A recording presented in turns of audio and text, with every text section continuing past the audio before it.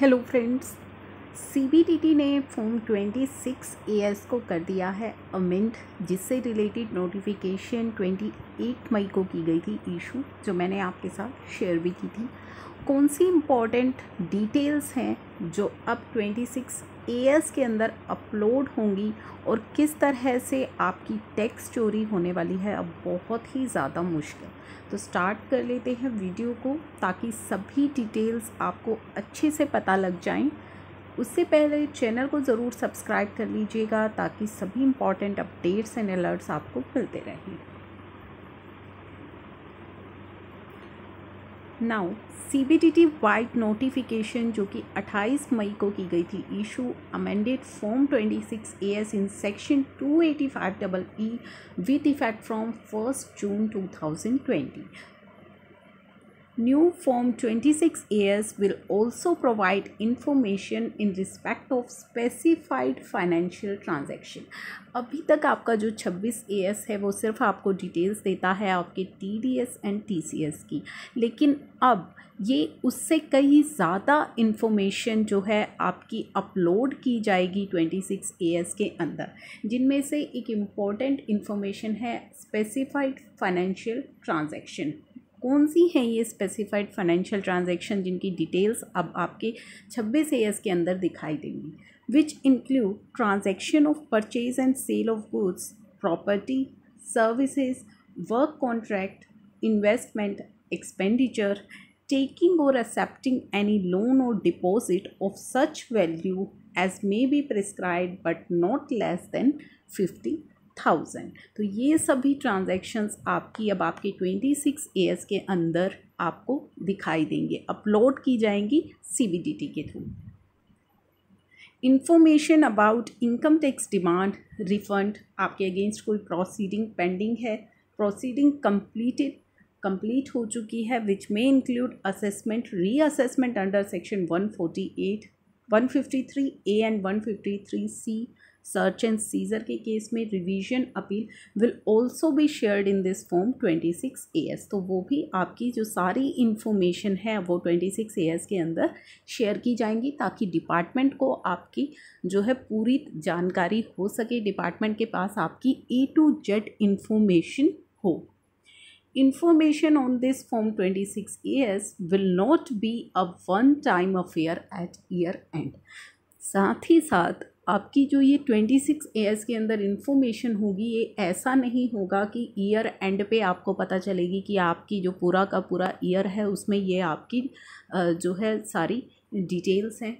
This will be a live 26AS, as this will be updated regularly within 3 months from the end of the month in which information is receive. तो जिस महीने ये information receive हुई है उससे 3 महीने के अंदर अंदर ये जो इन्फॉर्मेशन है वो आपकी 26AS के अंदर रिफ्लेक्ट हो जाएंगी। तो ये एक तरह से लाइव 26AS है। जैसे ही आप कोई ट्रांजैक्शन करेंगे या जैसे ही आपके अगेंस्ट कोई प्रोसीडिंग होगी तो तुरंत ही वो आपकी डिटेल्स अपलोड हो जाएंगी।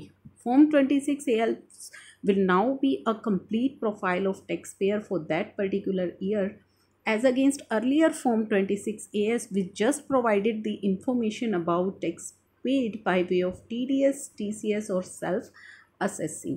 तो ये अब आपकी काफ़ी ज़्यादा आपका एक प्रोफाइल पूरा क्रिएट हो जाएगा, आपके अगेंस्ट क्या चल रहा है, कोई प्रोसीडिंग है, आपने कोई अपील फाइल की है, कोई रिफ़ंड है, आपने कोई ट्रांजैक्शंस ऐसी की हैं, कहीं दूसरी जगह पे आपका क्या रिकॉर्ड है, मान लीजिए जीएसटी के अंदर या फिर आपकी कोई दूसरे एक्ट के अंदर जो आपका रिकॉर्ड है, सभी चीज़ें वहाँ पे आपकी दिखाई देंगी इंस्टेड ऑफ सिर्फ TDS एंड TCS।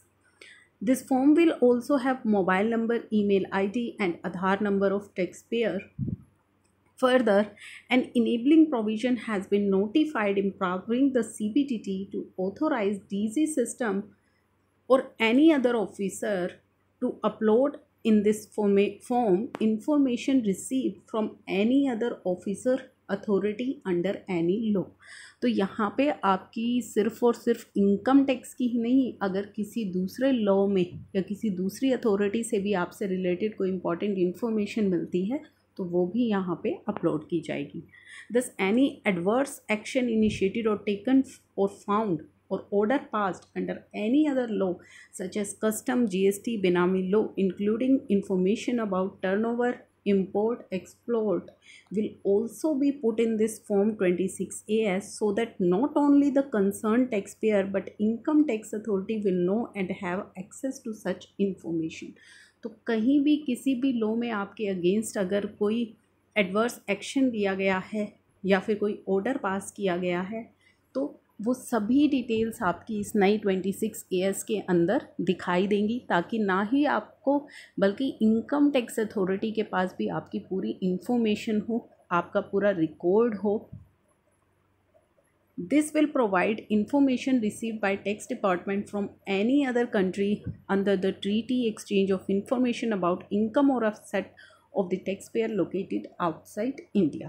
तो इसमें जो है टैक्स डिपार्टमेंट को किसी दूसरी कंट्री से भी आपकी इनकम या आपके असेट के बारे में कोई इन्फॉर्मेशन मिलती है तो वो भी आपकी यहाँ पे अपलोड की जाएगी. तो अब आप जैसा कि देख पा रहे हैं इतना ज़्यादा इस चीज़ को ब्रॉड कर दिया गया है कि आपके लिए बिल्कुल नामुमकिन हो गया है अपनी इनकम को छुपाना.